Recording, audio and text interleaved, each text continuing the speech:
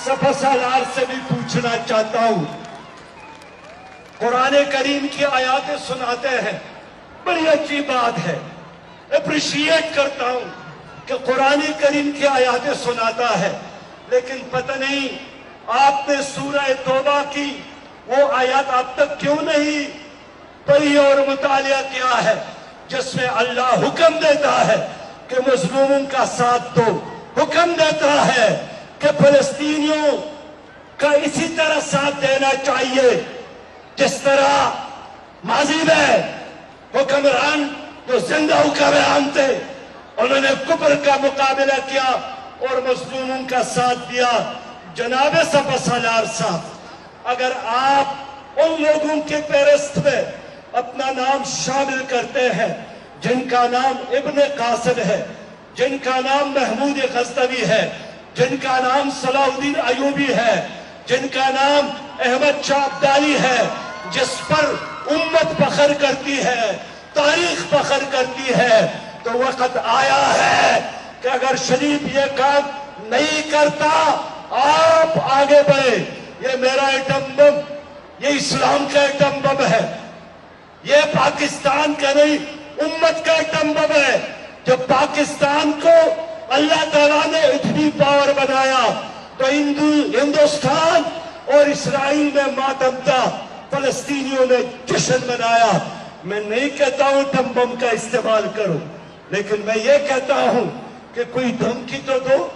बददुआएं और मजम्मतें करना ये आम इंसान का काम है, इसलिए मीर जाफर और मीर सादिक के रास्ते पर चलने की बजाय इज्जत का रास्ता, जिहाद का रास्ता, शहादत का रास्ता, फलस्तीन का रास्ता है। मैं नईम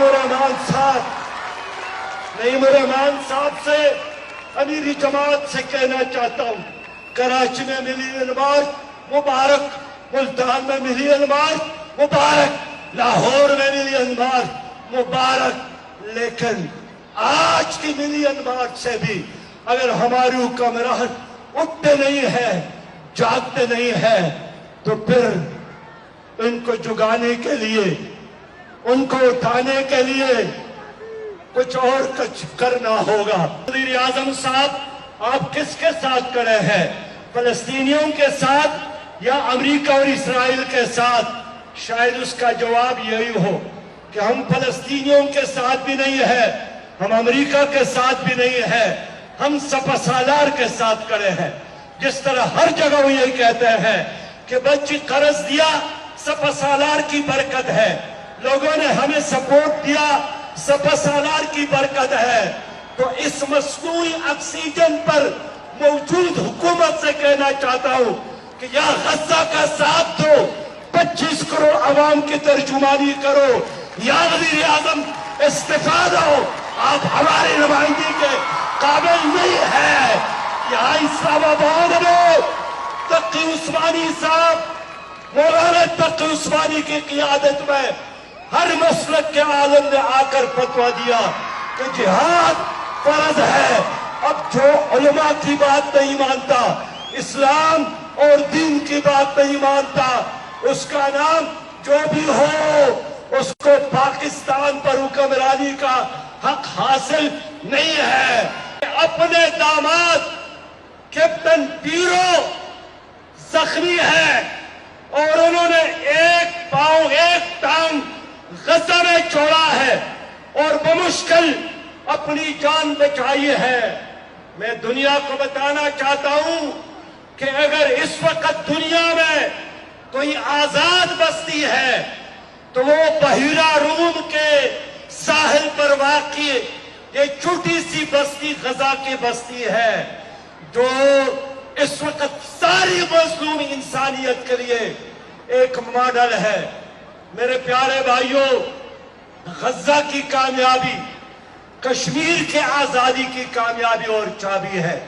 गजा की कामयाबी रोहिंग्या के मुसलमानों की आजादी की चाबी है। गजा की कामयाबी दुनिया भर में मजलूम इंसानियत की कामयाबी है। बस मैं आखिरी बात यही पूछना चाहता हूं कि इस जंग ने दुनिया को तकसीम किया, یہ غزہ کا جہاد یہ بدر کی جہاد کا ایک تسلسل ہے، اور آج کا یہ عظیم شان طوفان مارچ یہ طوفان الاقصی کا ایک تسلسل ہے۔ مبارکباد ہے دنیا بھر کے ان لوگوں کے لیے جنہوں نے غزہ کے مسلمانوں کا ساتھ دیا۔ کل کی خبر ہے کہ کیلیفورنیا کے لوکل گورنمنٹ کے پارلیمنٹ پر وہاں کے ممبران نے فلسطین کا جھنڈا لہرایا۔ آج کی خبر ہے کہ خود پیرس کے وزیر اعظم نے کہا ہے کہ مستقبل اسپین کے وزیر اعظم نے کہا ہے کہ جولائی تک ہم دنیا کے نقشے پر ایک آزاد فلسطینی ریاست دیکھ رہے ہیں اور ہم ان کو تسلیم کر رہے ہیں۔ ایسے میں یہاں آس پاس موجود قبرستان میں موجود حکمرانوں سے پوچھنا چاہتا ہوں